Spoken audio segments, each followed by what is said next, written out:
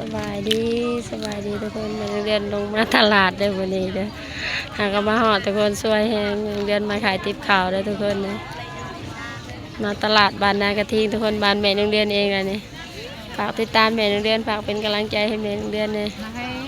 กดไลค์กดแชร์นะไปตลาดเลยเบิ่งบรรยากาศตลาดนำกันทุกคนฝากติดตามแม่โรงเรียนเลย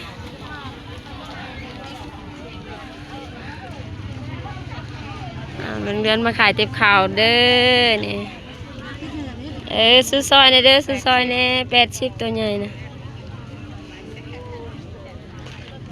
มีแต่คนถามคนสื่อบ่มีโอ้มาซื้อซอยติ๊บข่าวแม่โรงเรียนเด้อทุกคนตรงตลาดบรรยากาศตลาดจ้าตลาดบ้านนากระทิงอัศพรแกงสวรรค์เกตคนโบราณปันใดเนาะทุกคนมัน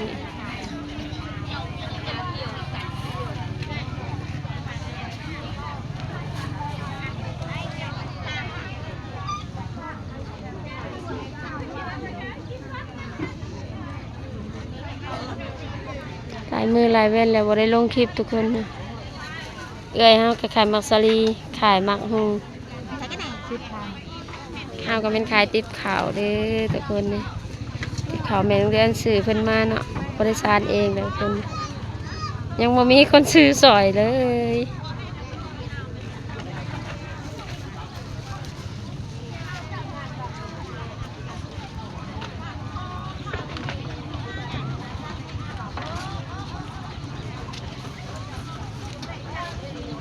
ก็ท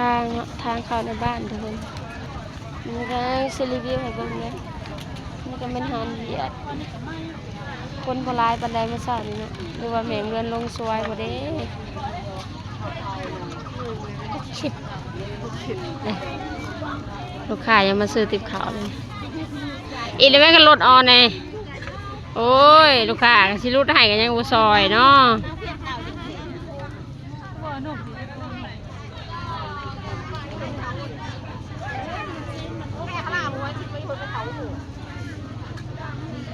ช่วยนะยายช่วยลูกช่วยหลานนะยาย60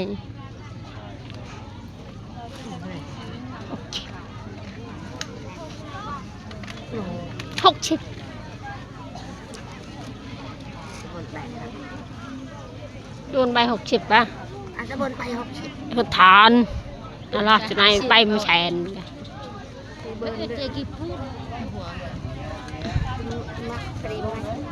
เอ้ยเปิดชำหันช่วยนะแม่กล่ะต้มเลยก็ในอะไร80อะไรไปยาวอะไรตรงมีตัวนูพร้อมเลยทุกคน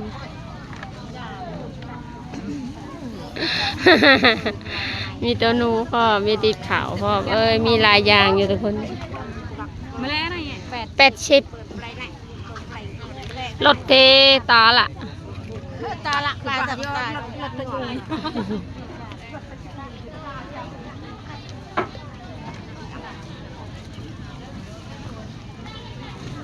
ก็ขโมยไปอั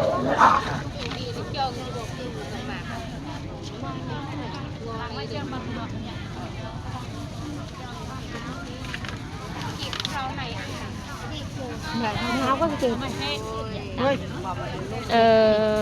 60อย่างอยากตังไอ้ที่มนบังเนี่ยโอ้ดูทีเลยคุจนกลับอะไรมั้งเจอเจนเนี่ยอะไรชม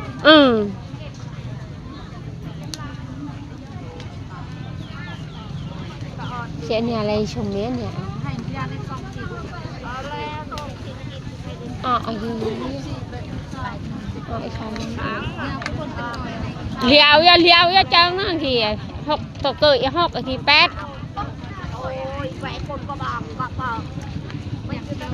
ลูกค้ามาซื้อติดข่าวในโรงเรียนทุกคนรถเทวิอาแล้ว8ไอ้ที่6ตัวเกย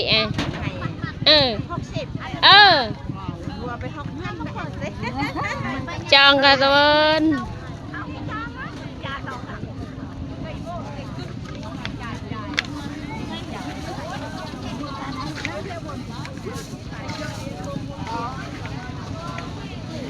ป่วยติดกลึงมึงเราถูกไงวัดฉุกถูกกี่กลึงมาเลย không bề kim bẹm bề bờm chúng hạt rồi đó ông bề hay chờ người ta hạt tên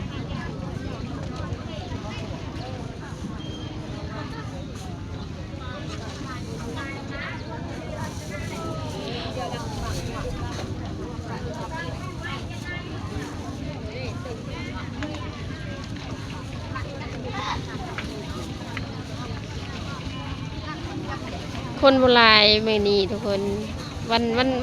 วันศุกร์แล้วเป็นโบราณวันใดทุกคนเป็นวันอังคารแล้วเป็นคนหลายแขกคนหลายมาตลาดนี่ตลาดเช้าแต่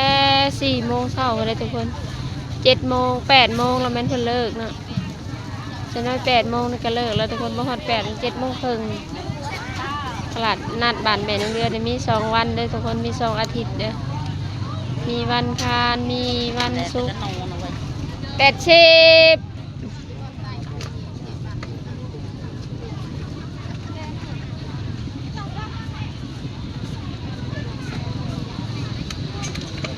คือล่ะหน่อไม้หายแข็งแรงต้นเลย80ฮะhệ á khi hôm mày